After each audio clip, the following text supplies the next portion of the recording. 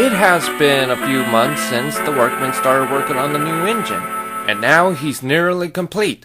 The narrow gauge engines couldn't wait to meet him. But the problem was that they didn't know what the name of the engine was. They were having their own guessing game on what it could be, but immediately started running out of ideas. Even Sir Topham Hatt couldn't give them the answer. Oh, please, sir, do tell us his name. We're dying to know. I'm sorry, guys, but I can't tell you until the party. That made them even more anxious to know the one thing they really want. Ivo Hugh, the chief engineer of the narrow gauge railway, didn't know the name either. I'm sorry, guys, but not even I can tell you the name of the engine. They told me that they'll add the name to the last minute, so we'll all have to wait and see what it is at the party.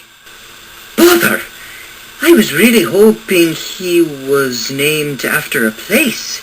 Then everyone can go visit the place he's based on. I'm afraid that we'll have to be patient. If we keep playing the guessing game, then the day might never come. Grandpappy's right. I guess that means we'll just stay silent for a while. Maybe the day will come before we know it. And indeed it did. Skarloey was chosen to pick up the passengers and guests to the party. Lizzie and Kathy washed him down, he coupled up to the coaches, and was off. When he made it to the station, everyone immediately climbed in. Even they were excited to see the new engine, and mostly his name. Ivo Hugh was riding with him because he was chosen to reveal the name. When they were halfway to the party, Skarloey saw something in the middle of the tracks, so he screeched to a halt and was surprised at what he was seeing. Holy snipes! There in front of him were a herd of cows. Come on, cows, off you go. But the cows didn't move. They just stood there minding their own business. So his driver climbed down and tried to scare them away, but they didn't. Skarloey was getting more and more worried about not getting to the party on time. This is going to take ages for these cows to even move out of the way. Just then, he could see all the passengers and Ivo Hugh getting out of the coaches and helping his driver. They shouted and whistled at them to move, and the cows finally got their attention and moved out of the way. Finally, thank you everyone. And what's with cows staying in the middle of the tracks anyway? Everyone climbed back into the coaches, and Skarloey continued his journey to the party.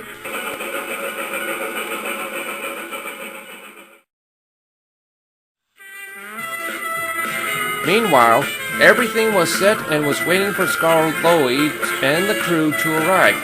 The narrow gauge engines and the new engine were talking to each other, but even he couldn't tell them his name, so that made them even more anxious. But Rheneas was starting to get worried and talked to Duke. I'm starting to worry about Skarloey, Duke. I wonder where he could be. Don't worry, Rheneas. Just give him a little more time and he'll probably show up. And he was right. Skarloey finally made it to the party, and all the engines were pleased to see that he made it in one piece. All the passengers climbed out, and Ivo Hugh was the last to walk out of the coaches. I'm very sorry, sir.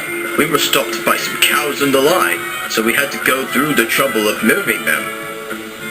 That's alright, you're still on time and I'm glad you're okay. Now, let's show everyone the new name.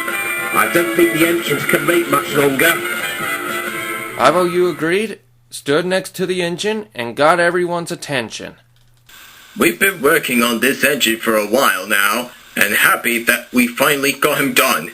This railway doesn't have as many engines as the standard gauge railway does, so it was for the best to work on another engine to help around on this railway.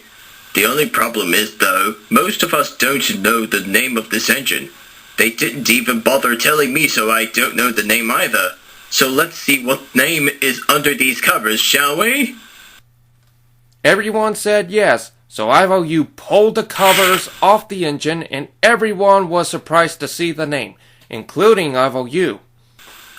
Oh my, I don't know what to say. You didn't have to do that, sir, but thank you.